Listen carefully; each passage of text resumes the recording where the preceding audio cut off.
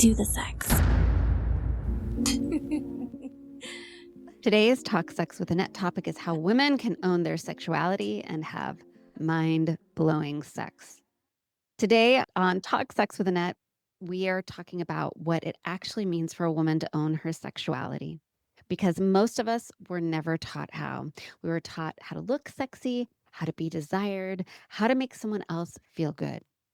But how to feel powerful in our own skin, how to know what we want, how to ask for it, or even believe we deserve it, that's the part that's been missing. And when it's missing, it's not just women who lose out, because here's the real hook. When a woman owns her own desire, there's more sex and better sex for everyone. This episode is for anyone who's ever felt disconnected in the bedroom, for women who feel like they're going through the motions, for men who don't know why the spark is gone or how to bring it back, and for anyone who's ready to stop performing and start having real, connected, turn you the hell on kind of sex. That's what we're digging into with Dr. Bonnie Comfort, a psychologist who's spent decades working with women and couples navigating shame, disconnection, and the invisible weight of trying to be enough. Her new book, Staying Married is the Hardest Part, isn't just about marriage. It's about how women lose themselves inside love, sex, and aging, and how they find their way back. This conversation is about sexual confidence, sexual exploration, body image, and breaking the rules we never agreed to, but have been living under our whole lives. And we are going to dive into that now. But first, I want to remind you I'm over on OnlyFans, where I'm sharing my sex and intimacy how-tos, demonstrations, and audio-guided self-pleasure meditations that are all designed to help you start having better sex and intimacy tonight. You can also find me over on Substack doing a whole lot of the same. And you can find me in both places with my handle at Talk Sex with Annette. You can also scroll down to the description of this episode, and you're going to find links to everywhere you want to find me below. But for now, Dr. Bonnie, I would love it if you would introduce yourself to my listeners and tell them just a little bit more. Hi, I'm so happy to be here on this program with you. I think what you're doing is incredibly valuable for women. I'm a psychologist. I've been in practice for over 30 years. I have worked with individuals and couples with marital issues, with sexual issues, and I struggled in my own marriage with a really important sexual conflict that was the painful part of our marriage, and both of us were very in love with each other, didn't want to leave each other, but had to struggle with this conflict. And I wrote about that in my memoir, Staying Married is the Hardest Part. And I do want to help women connect more with their sexuality in a way that is self-advocating, but isn't rejecting of men. I think all of my listeners are going to appreciate that, because I think a big piece that's missing is just the understanding of what's really going on there, especially in heteronormative relationships between men and women.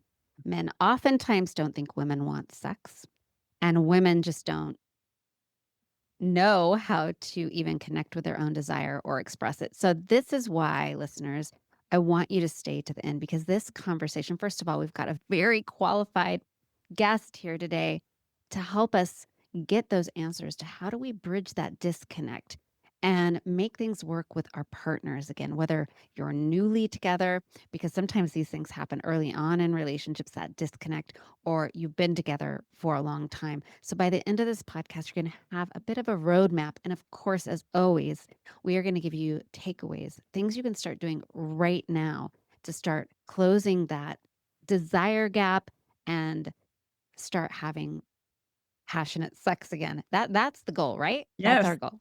And of course, I'm going to tell you where to find her book, because her book is pretty fascinating. And I think that whether you are a man or a woman, or whatever gender you are, that her story is going to resonate with you.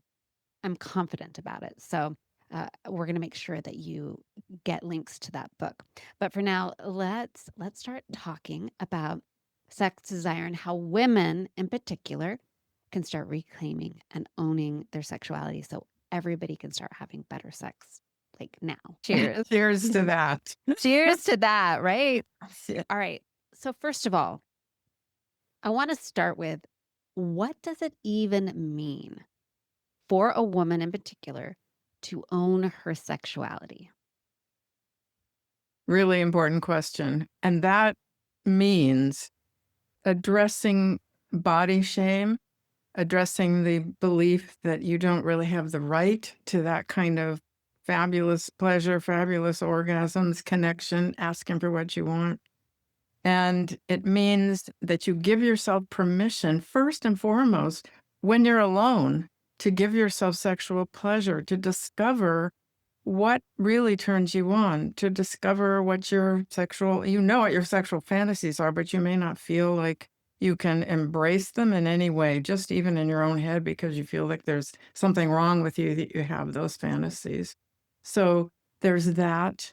I think that for women, accepting the shape of their body, whatever it is, accepting your size, accepting whatever you think isn't matching the visual images that we're constantly bombarded with by the media of very skinny women, long-legged, pretty faces, big boobs, and that's not the average person, and we want the average person to feel like how you are is beautiful.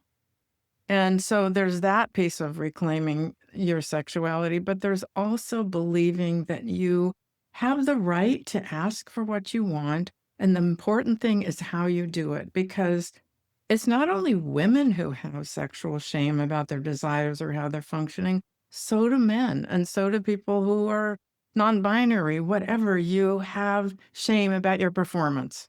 And I know that in my book, I carried a lot of shame about that into my marriage because I grew up believing that women were supposed to do orgasm during intercourse. And if we didn't do it exactly during intercourse, that meant that we were defective, inadequate. And I carried that feeling with me.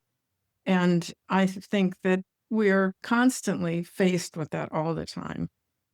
So being able to divest yourself from comparing yourself to a standard that is impossible and unlikely is a gift you can give yourself to start off with.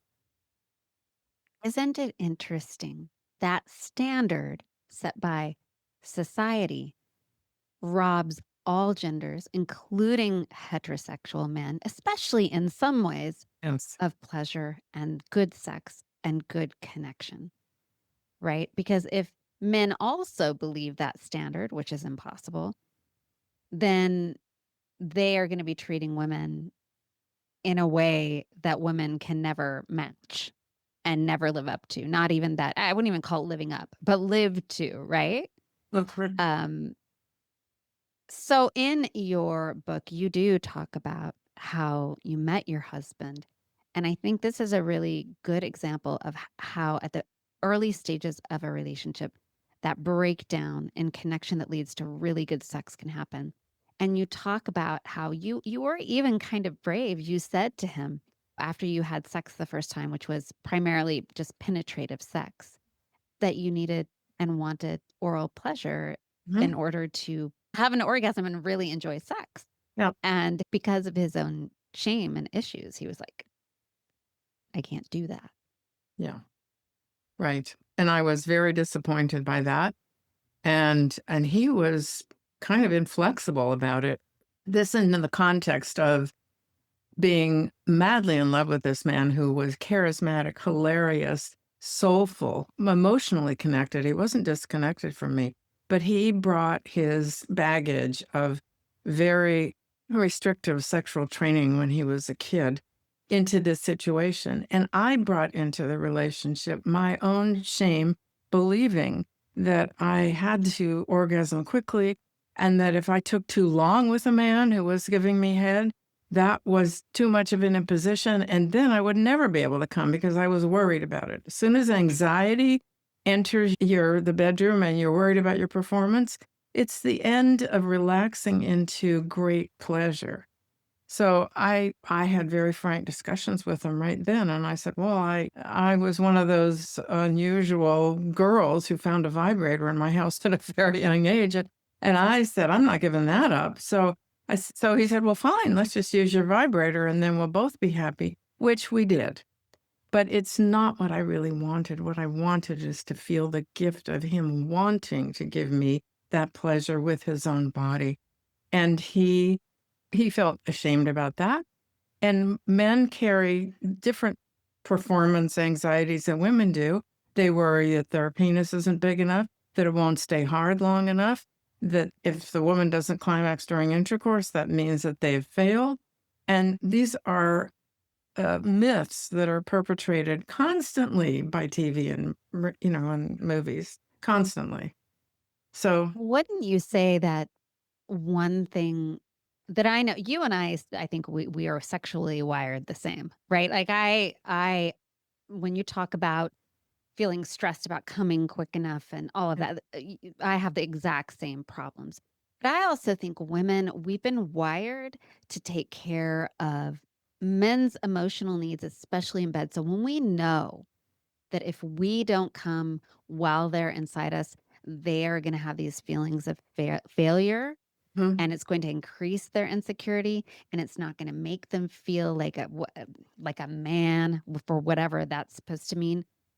That increases our likelihood to perform instead of receive and experience pleasure. When we get performative, that's where faking comes in. yes, And that isn't owning our sexuality, the performance piece. no, it is helping our partner feel competent and virile and sexual. And it's a lie is the problem I had with it. And I faked orgasm in casual relationships. I'd never faked it with somebody I was in a long-term love relationship with, but I faked it plenty with brief encounters I had with men because either I knew I was never going to get there and what was the point, or I was ready to have this person be done with me. But it's a terrible thing to have to feel like you have to do that for your partner and forego your genuine pleasure. And when we forego our genuine pleasure, initially, when we're in kind of the honeymoon period of a relationship, I think there's just so much excitement in being naked with someone that even if you aren't getting off, sort of I don't know, the romance of it all, the Mhm. pleasuring them, I do think like women oftentimes get a lot of pleasure out of just seeing the pleasure that they give to their partner. That feels like enough in the beginning. But as a relationship wears on and you're not getting an orgasm back, you aren't actually feeling a lot of pleasure. Isn't that, would you agree? That's where sex starts to feel more like work and women stop wanting to engage in it. Yes, it feels like obligation, I have to do this. And it also feels like the partner is not really getting pleasure out of giving to you. I mean, that yes, you do I feel pleasure I'm happy to give a man pleasure, but I want him to feel the same way about doing that for me because it's an expression of love and Right. connection. And if the man doesn't want to do that and is afraid that he can't do it well enough and is afraid to ask, well, what do you want? How do you like to do it? Then it prevents you from being authentically yourself with him. Right. And if a woman has been performing this whole time and the man thinks, well, I have been giving you pleasure. Yeah. You've been saying the oohs and the ahs and the oh my gods, give me more, right? Yes. And then you're like, "Yeah, but that was all fake." You build up to this point where how do you fix that, It's right? really hard because the man feels betrayed. That you've been lying to me all this time? I thought you were having a wonderful time and you're not, and feels self-blaming, "Why didn't I figure that out? I know enough about a woman's body to be able to figure that out."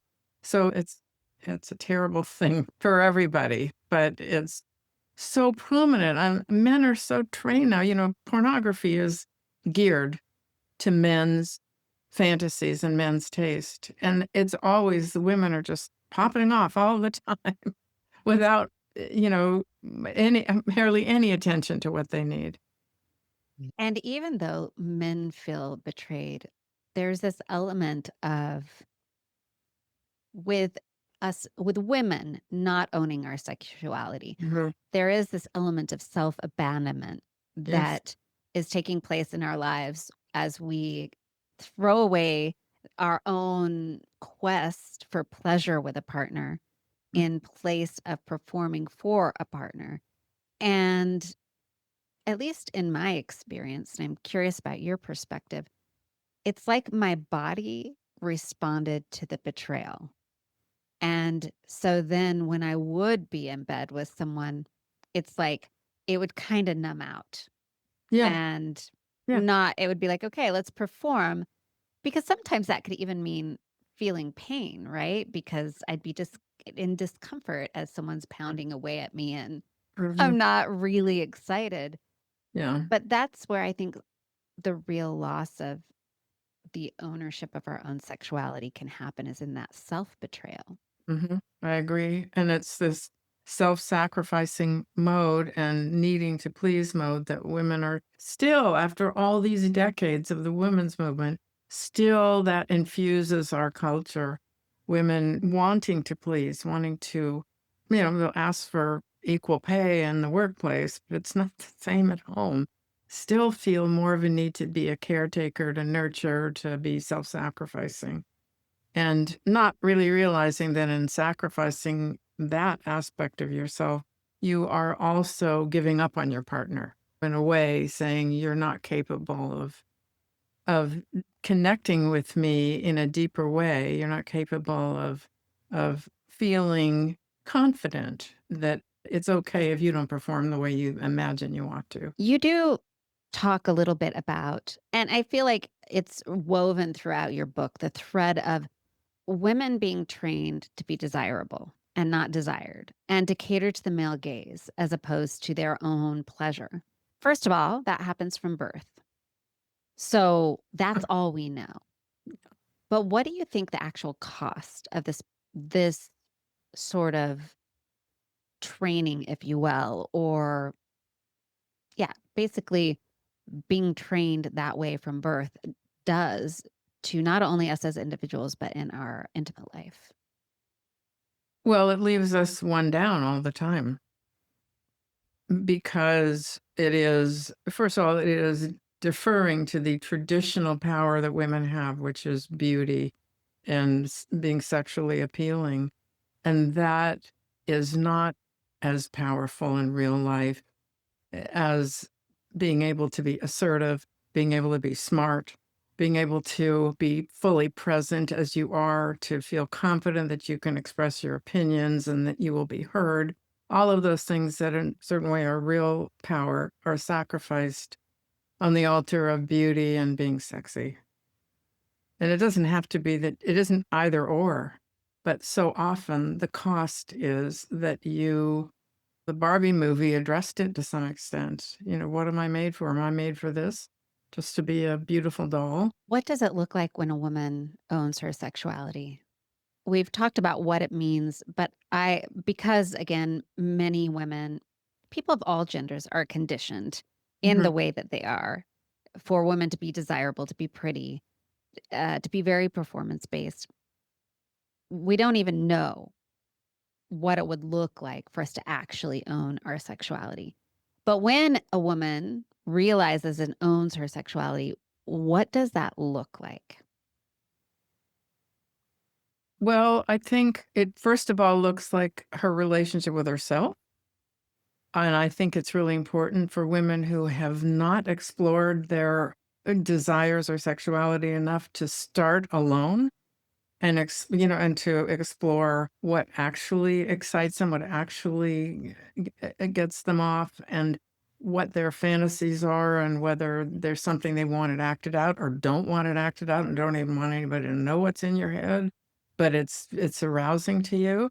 So there's that, but being able to believe that you have the right to sexual pleasure is part of it, and that you want to meet your partner, whoever that partner is, halfway in creating that.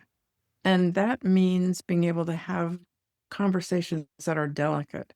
Because what I've seen over and over in my office is talking about sex is a minefield because both partners feel fragile. The self-esteem is very tied into it. And if either one of you say something that is derogatory or, or I'm disappointed in you, it's a big shutdown. And so being able to use language that is kind, that is accepting, but is also inviting is a very important part of owning your own sexuality and inviting your partner to that.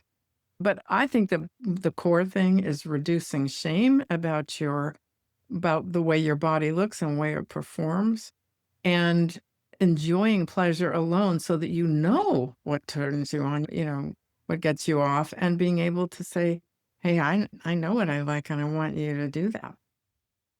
Right. And when a woman owns her sexuality and is able to do that with a partner, wouldn't you say the result is like more incredible, fun, playful, expansive sex? Definitely, but also, and I thought you were gonna say it, is more self-confidence.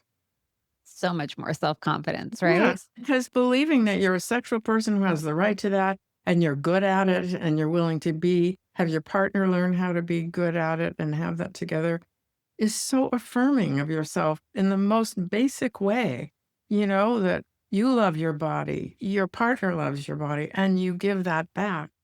I mean, it's the best scenario for for sexual pleasure that is broader than just physical pleasure. It's feeling accepted, fully accepted, and met where you want to be met. I love that you say that it starts in the bedroom alone for a woman. I don't love the word masturbation, but we all universally know it. I like the term self-pleasure or self-love. And something I've heard from women over and over again is how uncomfortable they don't like looking at. I like to refer to it as a pussy. You might have your own language. I like calling mine my pussy, but vagina, they're equipment, but I'm going to say pussy. They don't want to see it. They feel weird about touching it, smelling it, all of that stuff. And to me, when I hear women say that, it feels like so much self-hatred. Yes. And when you start masturbating regularly and touching your body and then having pleasure and orgasm, it is this act of self-love. And when you do it over and expand that practice, in my experience, you can't help but love yourself and accept yourself more, right? Wow, Mhm. this body can hold this pleasure and give this Yes. pleasure. And I agree with you. I think that starting on that, making love to yourself. And it has nothing to do with how you look, how your body looks. It is purely living it from the inside, not looking at yourself from the outside, and embracing that your body is an amazing thing that can give you pleasure. And I think a lot of people who have been raised in very restrictive religious environments have to work much harder at that to let go of the prohibitions that they have been taught. It isn't okay to feel pleasure with your body. Right.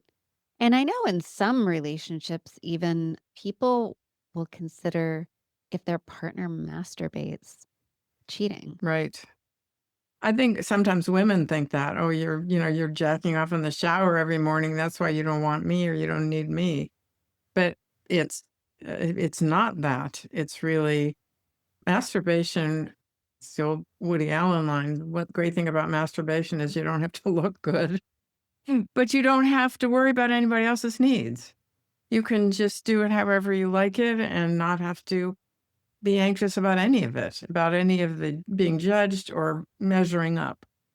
And that to be able to give that to yourself, at least, is so valuable.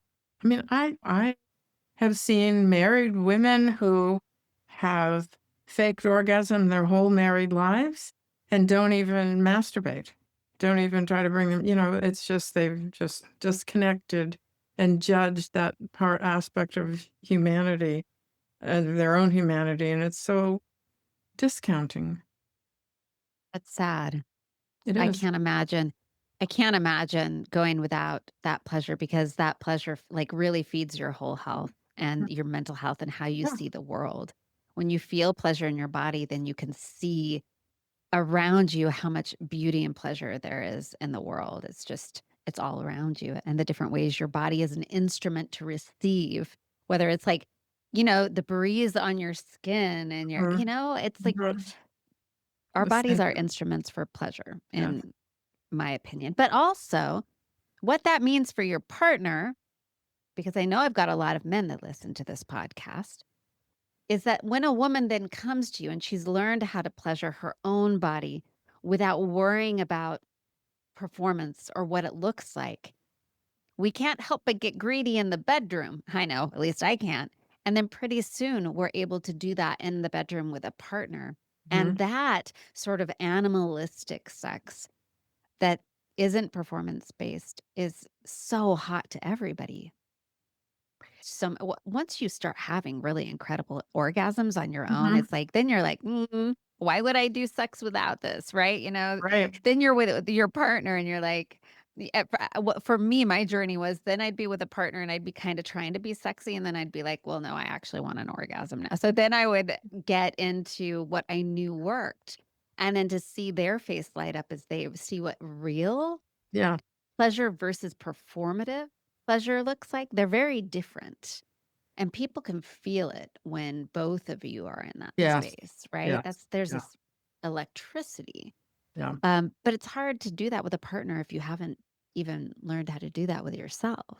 Absolutely. That is step number 1. And I have a couple of things to say about that. First of all, it's really good for your health. Sexuality, orgasm, giving yourself orgasm is lowers your blood pressure. It's good for your immune system. There's a tremendous amount of medical research about the physiological benefits of it. So there's that. And then there's a couple of things that I think are really helpful for women who are shy about this or not knowing what to do. One of them is, well, two of them are books about women's sexual fantasies. One of them came out this last year by Gillian Anderson. Oh, I love her. Yeah, she's She is great. amazing. Yeah, And yeah.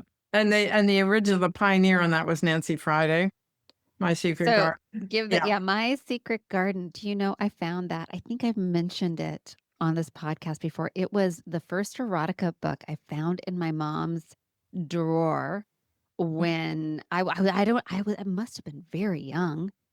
I started masturbating right then and there. Yeah. I still remember some of the stories, but I want to make sure we mention that the book that Anderson put out, Want. I've got a copy. Yes. Yeah.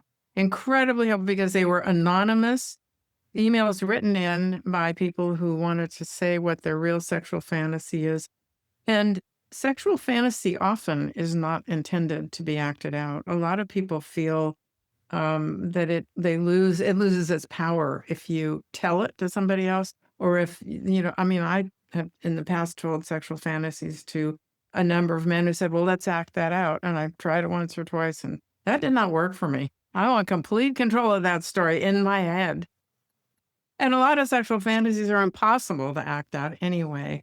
So, but they have tremendous power, and we all have them, and we didn't invent them intentionally. They just arrive in our heads, sometimes from a book or reading about it, but sometimes just from some experience. We develop an idea in our head that is incredibly arousing to us in that particular scenario of fantasy.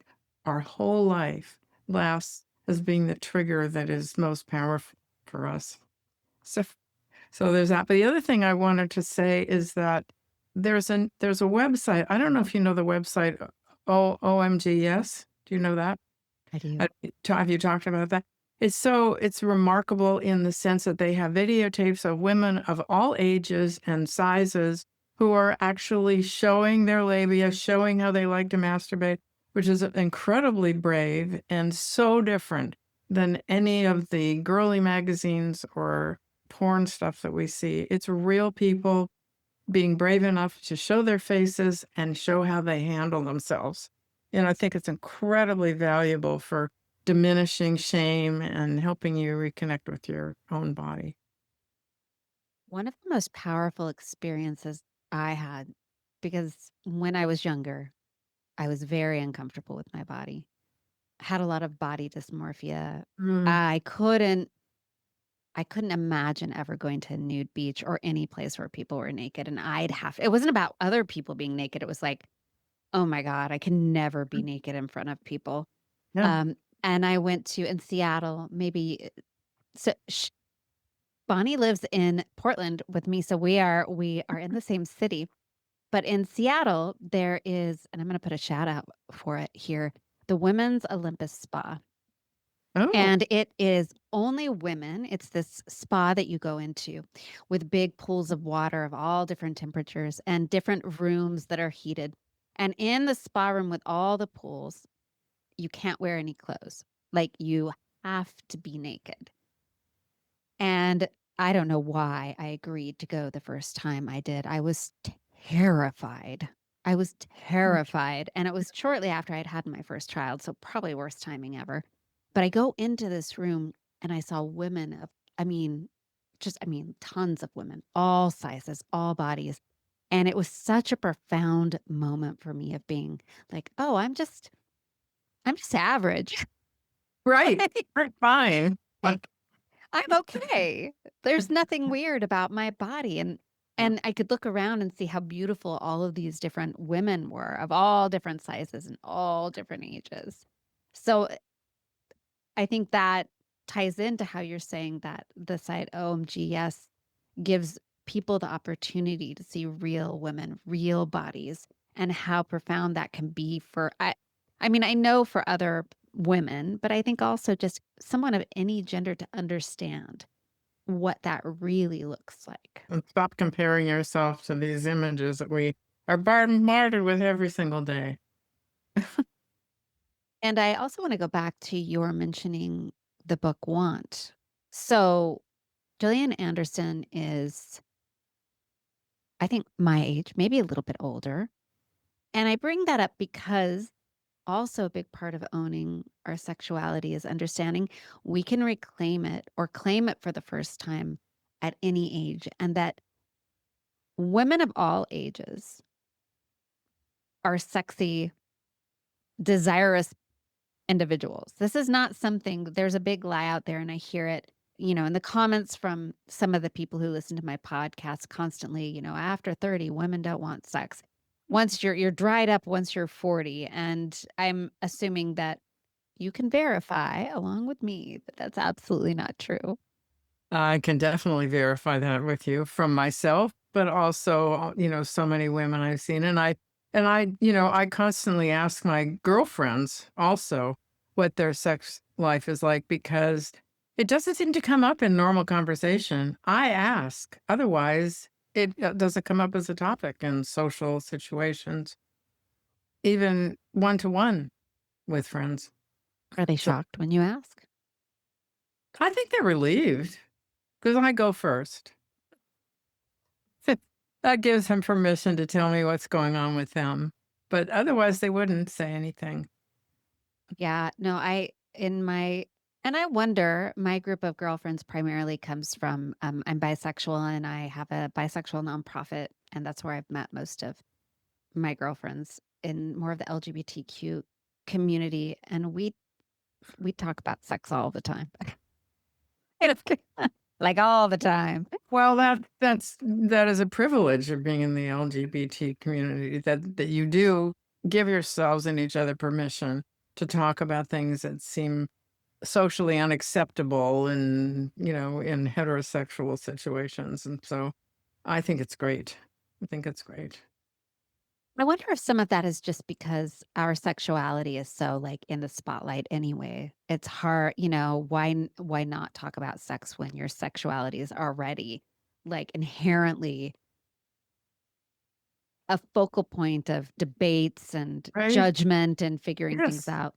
Being ostracized for it. The bottom line is you can reclaim or claim for the first time your sexuality if for many of us who are in our 50s and above, 40s and above, we may not have ever had the opportunity because it just wasn't talked about until now. But it's never too late.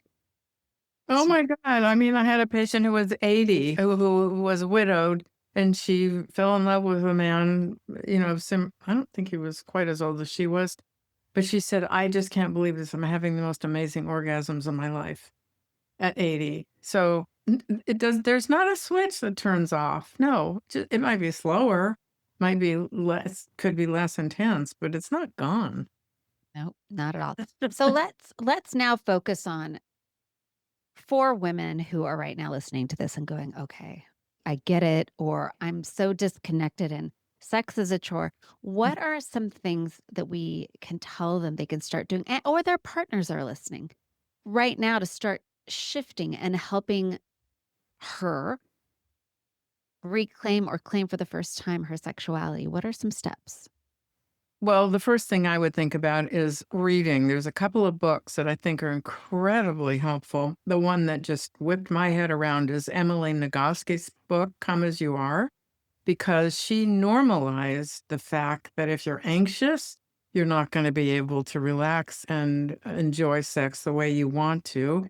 And she talks about all the different variations that are all normal. So it really helps you have a better idea about that. And then Lori Mintz, who's a psychologist, who's a sexologist, she wrote a book called Becoming Clitorate, which introduces you to your own body, and men should be reading it too. I had Lori Mintz on Did this you? podcast. I will make sure, since you're mentioning it, to link that interview below because it was an incredible book and a really good interview. And if you are going to start kind of taking these steps forward, that's a great place to start. Yeah, so there's that. And then I do think you start alone, really getting to know your body, giving yourself permission to do whatever comes to your mind to do alone. And then learning enough to be able to communicate to your partner, "Hey, you know what? I tried this. I know you might be surprised by that, but would you like to try this with me?" And rather than saying, "You haven't been doing anything I like," or "This isn't working," not something critical, but something inviting. Be able to say, "Let's play. Let's not even worry about orgasm. Let's explore each other's bodies more." Oh, that sounds so fun, exploring each other's bodies. So, we start with reading. We get those books that are really changing the conversation about sex. And this isn't just for women, this is for people of all genders. Yeah. Super important. And those are two great books, Come As You Are and Correct. Becoming Clitorate. Two great places to start, quick reads as well. Then a self love, self pleasure practice Mhm. that is extensive. That's what I would say. Like using your hands, getting toys, trying Yeah. different positions, Yes. like, and letting your head go crazy places. Exactly. You can imagine anything that turns you on. You don't have to act it out. Also, if you do act it out, be prepared to lose it as a fantasy. Yes, I think so. Or sometimes it can just kinda lose its power, yeah, which you don't. Right. But I do think people should explore sex toys, and there's some great stores in Portland that have sex toys, and you don't feel like you're walking into a store with a lot of men in raincoats. I want to harken back to your the beginning of your book where you talk about this is a good place to address the myth when it comes to vibrators and toys, how you had been told or had early on that the big myth that still exists. And when I do sex toy reviews, which I have on my YouTube channel, I get this comment a lot that sex toys, vibrators in particular, ruin women's vaginas, like make them so they aren't sensitive anymore and they can't enjoy a penis and all of that. Totally not true, totally not true. You can, I mean, you can get a really intense, fast orgasm from a vibrator, but that's not necessarily superior to being with somebody who loves licking you and loves feeling you get more turned on and maybe, gets you close and then backs off a little bit and gets you to the point where you're just explode. I mean, that doesn't replace that. It's efficient. Efficient. And sometimes we need efficiency, Yes, yes. but it definitely does not.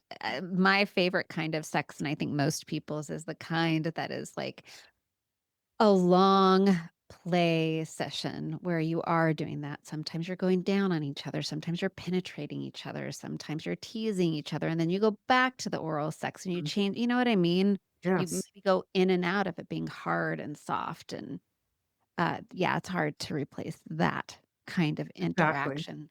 Yeah. But so how now, let's say the woman has gone, she's read the books, her partner's read the book, she's for whatever period of, let's say a month or two, been on this self-pleasure journey. But then there is the barrier of bringing that to your partner and the fear of what they might say or think. Now that's the leap, right? It is, and it requires going slowly and tactfully, and not necessarily sharing all that you've learned about your body right away or what you want, but being able to invite your partner to do something different, let's go sit in a hot tub and play with each other a little bit. Or or a lot of men don't want to talk about this. And so being able to invite it without so much dialogue in the beginning is probably better. Some men are great at that, but the men who are great at dialogue and are sensitive enough to be that tuned in on who you are as a person usually are better partners to begin with sexually than a guy who feels like he's supposed to know everything and feels threatened by you wanting to talk about it more. Right. Right. And so for men, if you're complaining about not having a partner who wants sex or wants more sex or it feels passionate in bed, check yourself. Are you like carrying judgments? Are Mhm. you saying or doing things that shut down her ability to share and be Mm, come to you as her true self? Would you freak out if she said like, I want double penetration. I want you to play with my ass. I want more oral sex, or I want to use toys, or I want you to tie me up. I want you to bend me over your knee and spank me. I want to call you daddy. Are you going to be able to receive those things in a way that doesn't make her feel ashamed or embarrassed? those are wonderful questions. I hope men are listening. And if they say, well, yes, it would make me feel ashamed or embarrassed, then that's the time to ask yourself, what are you carrying from your childhood about how sex is supposed to be and how you're supposed to perform? And maybe it's a huge source of shame or embarrassment for you and worth exploring how you can let go of some of those stereotypes about how you're supposed to be.